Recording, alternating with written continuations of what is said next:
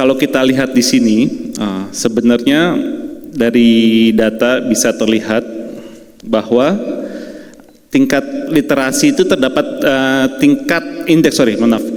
terdapat kesenjangan perkembangan tingkat inklusi dan literasi terutama di sektor perbankan dibandingkan dengan sektor-sektor lainnya. Nah, hal ini tuh mengindikasikan bahwa secara level produk atau pemahaman terhadap produk keuangan dan akses perbankan, masyarakat ini masih terkonsentrasi pada produk-produk yang lebih bersifat konvensional.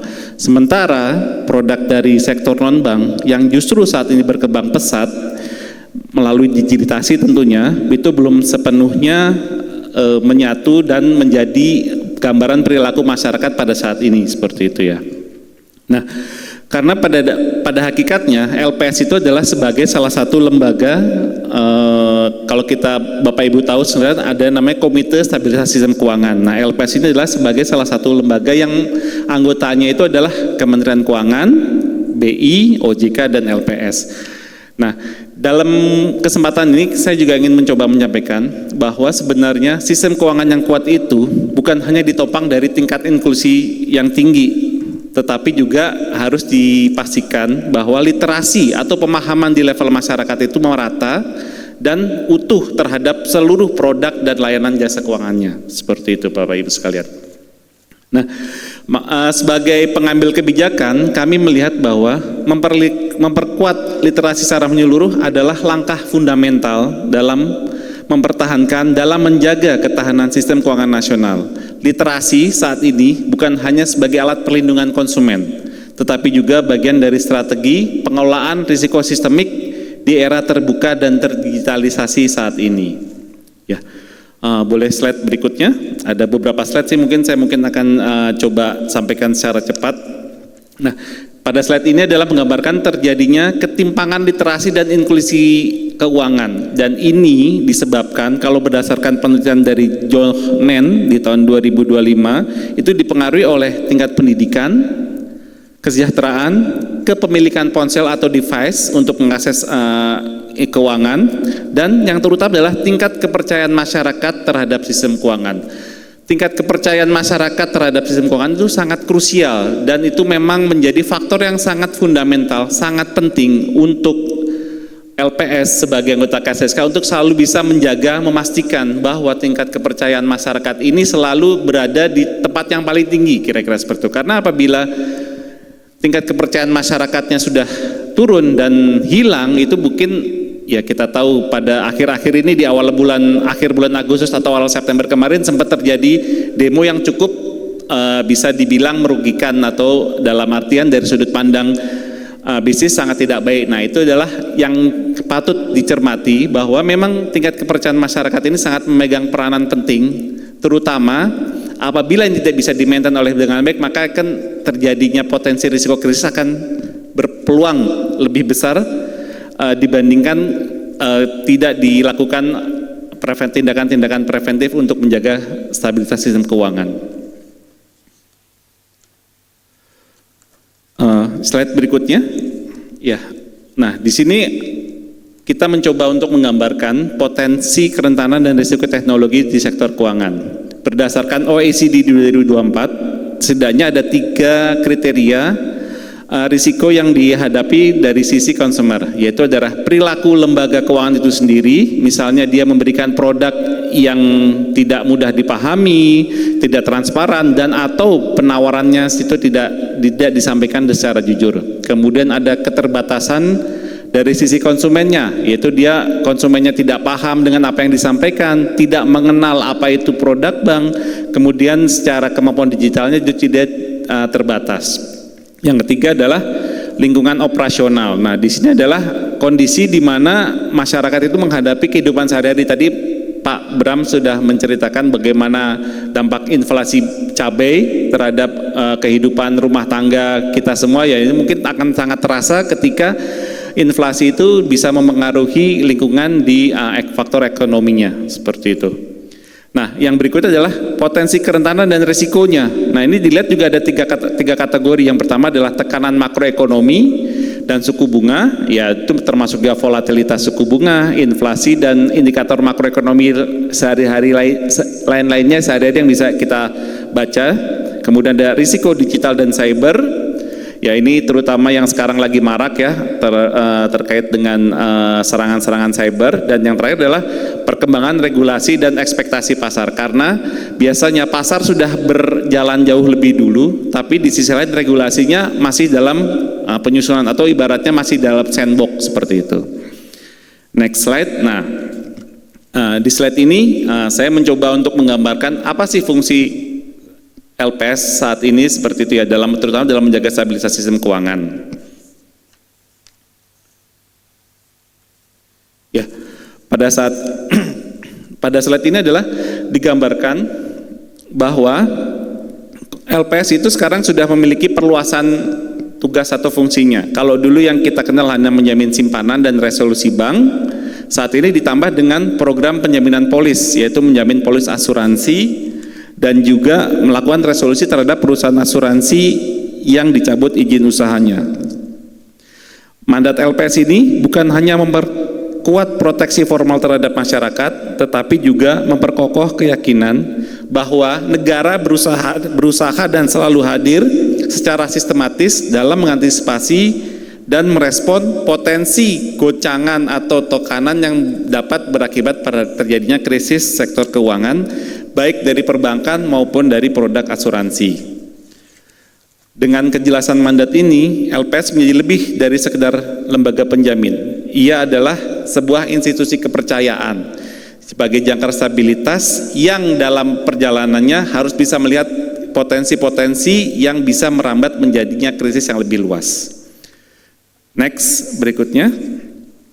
Nah, di sini mungkin bapak-bapak dan ibu-ibu yang dari perbankan mungkin sudah paham apa yang dimaksud dengan single custom review ya. Di sini bahwa salah satu bagian LPS adalah sebagai risk minimizer. Maka untuk mendukung LPS yang berfungsi sebagai risk minimizer, maka kita mencoba untuk melakukan transformasi digital yang dalam hal ini adalah mengimplementasikan single customer view untuk mendukung tugas dan fungsi LPS. Nah, definisi SCV sendiri itu bisa kita lihat, yaitu adalah informasi menyeluruh terkait simpanan dan pinjaman siap nasabah pada bank serta nilai simpanan yang dapat dijamin sesuai dengan ketentuan program penjaminan simpanan. Dalam hal ini harapannya nanti implementasi SCV ini bisa memberikan gambaran bahwa LPS atau lembaga yang mengurus regulator atau regulator yang mengurus terkait dengan stabilitas sistem keuangan ini bisa mengetahui bahwa Bapak Ibu itu punya simpanannya di mana saja, kemudian punya kreditnya pinjamannya di mana saja dengan adanya implementasi SCV ini. Nah, saat ini SCV ini sudah diterapkan kepada seluruh bank umum sejak Juli 2020 dan selanjutnya akan memasuki fase pilot project kepada di BPRS di Februari 2026 secara bertahap untuk sekitar 73 bank BPRS yang memiliki aset di atas 500 miliar. Nah, tujuan SCV ini adalah tentunya untuk bisa memproses rekonsiliasi dan verifikasi menjadi lebih cepat, pembayaran klaim penjaminan dapat dilakukan lebih efisien, perhitungan premi penjaminan menjadi lebih transparan, dan yang terakhir proses resolusinya itu bisa berdasarkan kondisi data real time yang akuntabel.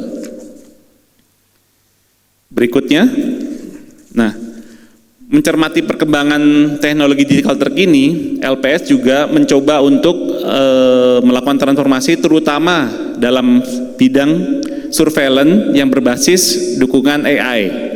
Di sini kita menggunakan pendekatan yang dinamakan adalah data analytical assistant. Nah, dengan penerapan ini diharapkan kita LPS dapat mendeteksi lebih awal anomali kinerja perbankan dan juga nanti ke depannya asuransi melalui monitoring metrik-metrik keuangan yang biasa terpublikasi seperti rasio likuiditas, permodalan, pertumbuhan aset, dan lain sebagainya. Kemudian dengan pengembangan surveillance ini, LPS bisa mengidentifikasikan fluktuasi dan potensi gangguan berdasarkan pola historis, termasuk juga melalui proyeksi modal, termasuk juga melalui proyeksi model stress testing, simulasi atau yang bersifat forward looking. Dan terakhir dikombinasikan dengan machine learning yang mampu mengolah ribuan berita dari media online dan media lainnya, maka kita dapat memetakan isu-isu apa saja yang terjadi seperti sentimen publik terhadap suatu institusi keuangan, terjadinya isu sektoral, entitas pada spesifik, dan juga risiko yang secara real time dihadapi oleh perbankan. Harapannya dengan menerjemahkan data ini dapat menjadi rekomendasi kebijakan yang lebih presisi, cepat, dan kontekstual. Next, terakhir, sepertinya ini adalah saya terakhir di sini. Ini adalah insight yang coba kita sampaikan, bahwa melihat perkembangan terkini, dinamika kebijakan, serta percepatan inovasi digital teknologi di sektor keuangan, kita menyadari bahwa tantangan yang dihadapi tidak bisa diselesaikan secara sektoral atau parsial. Justru momentum ini menjadi momentum ini menjadi kesempatan untuk seluruh stakeholder, baik industri keuangan maupun industri non-keuangan, secara kolektif dan kolaboratif bisa mengambil langkah-langkah strategis. Di antaranya, satu, melalui mendorong ruang inovasi digital yang sehat dan inklusif agar lebih banyak masyarakat dapat mengakses layanan keuangan formal. Kemudian kedua, memastikan bahwa seluruh proses inovasi tetap berada dalam kerangka dan tata kelola yang transparan agar kredibilitas sistem keuangan tetap terjaga. Dan yang terakhir, bisa memperkuat ketahanan industri menghadapi kompleksitas risiko sistemik, baik dari tekanan eksternal maupun risiko institusi individual. Sementara dari sisi sinergi antar otoritas, LPS, OJK, BI, Kemenkeu, dan sektor dan kementerian lembaga lainnya, kebijakan ini setidaknya harus dapat bersifat bahwa pelaksanaan koordinasi lintas otoritas melalui polisi respon harus selaras, sinergi, dan diarahkan dengan pertimbangan eksposur risiko yang terukur. Kemudian menjaga kepercayaan masyarakat melalui keterbukaan data dan informasi yang didukung akuntabilitas dalam memelihara stabilitas sistem keuangan. Terakhir, integrasi early warning system ini adalah pengembangan pengawasan antar lembaga sehingga menghasilkan kebijakan yang cepat, tepat, dan terkoordinasi. Bapak dan Ibu yang saya hormati, terakhir sebagai penutup, izinkan saya untuk menyampaikan dan menegaskan satu hal. Digitalisasi tidak dapat berjalan sendiri tanpa transparansi. Sebaliknya, transparansi akan sulit efektif tanpa dukungan ekosistem yang solid. Keduanya adalah dua sisi dari koin yang sama, yang merupakan kunci untuk menciptakan stabilitas sistem keuangan yang tidak hanya resilient terhadap krisis, tetapi juga inklusif, efisien, dan dapat dipercaya oleh publik. Mari kita bersama-sama memastikan melalui tanggung jawab dan kolaborasi, melakukan transparansi tata kelola, semangat berinovasi yang didukung oleh teknologi, bahwa sistem keuangan Indonesia tidak hanya tumbuh tapi juga berkelanjutan, terpercaya, dan siap menghadapi masa depan. Demikian yang dapat saya sampaikan, dan dengan mengucapkan terima kasih atas kesempatan ini yang telah diberikan kepada LPS. Semoga upaya yang telah dilakukan kita semua bisa memberikan kontribusi yang terbaik untuk negeri. Terima kasih. Wassalamualaikum warahmatullahi wabarakatuh. Salam sejahtera, salam, Om Swastiastu, Namo Buddhaya, salam kebajikan. Waalaikumsalam warahmatullahi wabarakatuh. Izin Bapak tetap di atas panggung. Ada kenang-kenangan yang akan disampaikan oleh Bapak Bram S. Putro. Izin kepada Bapak Bram S. Putro untuk dapat naik ke atas panggung dan menyerahkan kenang-kenangan untuk narasumber kita yang pertama yang telah memberikan insight-nya mengenai policy maker di era transparansi finansial kali ini ya. Baik, kita abadikan dulu. Silakan Bapak Bram S. Putro.